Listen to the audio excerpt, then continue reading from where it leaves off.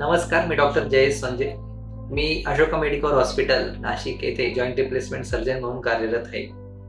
तर आज आपण या व्हिडिओद्वारे सांधेरोपण शस्त्रक्रियेविषयी समज आणि काही गैरसमज आहेत त्याविषयी जाणून घेऊ आणि ते गैरसमज दूर करण्याचा एक छोटासा प्रयत्न करू. बऱ्याच लोकांना हा गैरसमज आहे की सांधेरोपण शस्त्रक्रिया जनरली गुडघ्याची शस्त्रक्रिया ही यशस्वी होत नाही.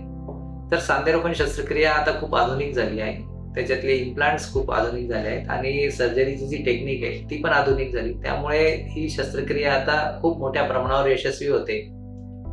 तसेच सांधेरोपण शस्त्रक्रिया केल्यानंतर चालण्या फिरण्यावर मर्यादा येतात असाही काही लोकांचा गैरसमज आहे.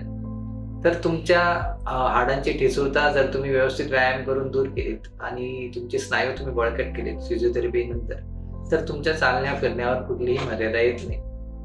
सांधेरोपण शस्त्रक्रिया केल्यानंतर खूप जास्त व्यायाम करावा लागतो किंवा फिजिओथेरपी करावी लागते हा पण एक गैरसमज आहे. तर 10 ते 15 दिवसाची फिजिओथेरपी जी खूप कॅज्युअल आहे, 5 ते 10 मिनिटं केली तरीही तुमची रिकव्हरी खूप छान होते. त्यामुळे त्या गोष्टीचा खूप जास्त बर्डन घेण्यासारखं काही नाही. त्यानंतर सांधेरोपण शस्त्रक्रिया ही एका विशिष्ट वयातच करावी हा पण एक गैरसमज आहे. तर सांधेरोपण शस्त्रक्रियेला कुठली वयोमर्यादा नसते. तुमच्या गुडघ्यातील खुर्च्या जेव्हा पूर्णपणे झिजते आणि तुमच्या मांडीचं हाड तुमच्या पायाच्या हाडावर पूर्णपणे टेकतं त्यावेळेला आपण सांधेरोपण शस्त्रक्रिया करण्याचा सल्ला देतो. त्यामुळे कुठल्याही विशिष्ट वयोमर्यादेत ही शस्त्रक्रिया करावी असा कुठलाही नियम नाही. तसेच सांधेरोपण शस्त्रक्रिया ही खूप जास्त लठ्ठ लोकांमध्ये किंवा ज्यांना बीपी डायबिटीज आहे किंवा ज्यांची एन्जिओप्लास्टी किंवा बायपास झालेला आहे अशा लोकांमध्ये करू नये किंवा ती यशस्वी होत नाही.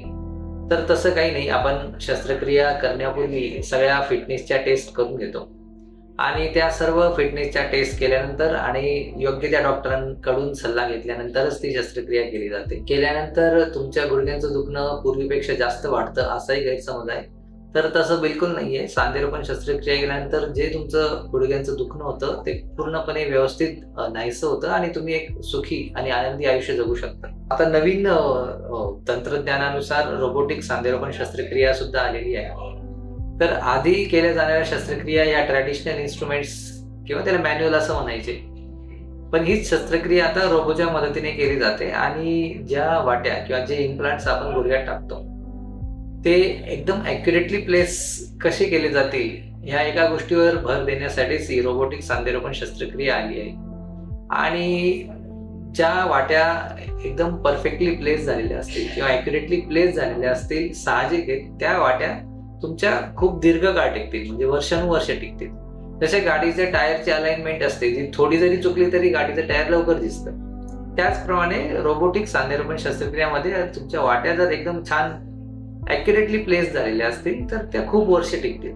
त्यामुळे रोबोटिक सांधेरोपण शस्त्रक्रिया करून घेण्याला कुठलीही हरकत नाही आणि ती नेहमी केल्या जाणाऱ्या शस्त्रक्रियेपेक्षाही खूप उजवी आहे. इतके गैरसमज आणि जे मला नेहमी रोज ओपीडी केले जाणारे प्रश्न आहेत त्याविषयी मी तुम्हाला थोडीशी माहिती दिली. अजून काही माहिती हवी असेल तर नक्कीच आम्हाला तुम्ही भेट द्या. आणि आपल्या अशोका मेडिकल हॉस्पिटलमध्ये सांधेरोपण शस्त्रक्रिया ही खूप मोठ्या प्रमाणावर केली जाते. त्याचा सक्सेस रेटही खूप जास्त आहे आणि पेशंट सॅटिस्फॅक्शन रेट पण खूप जास्त आहे. तर मी मागच्या 12 वर्षात साधारणतः 6 ते 6,500 ऑपरेशन्स केले आहेत आणि प्रत्येक ऑपरेशन यशस्वी करण्याकडेच माझा कल आहे. त्यामुळे तुम्हाला याविषयी कुठलीही माहिती जाणून घ्यायची असेल तर तुम्ही नक्की एकदा भेट द्या. धन्यवाद.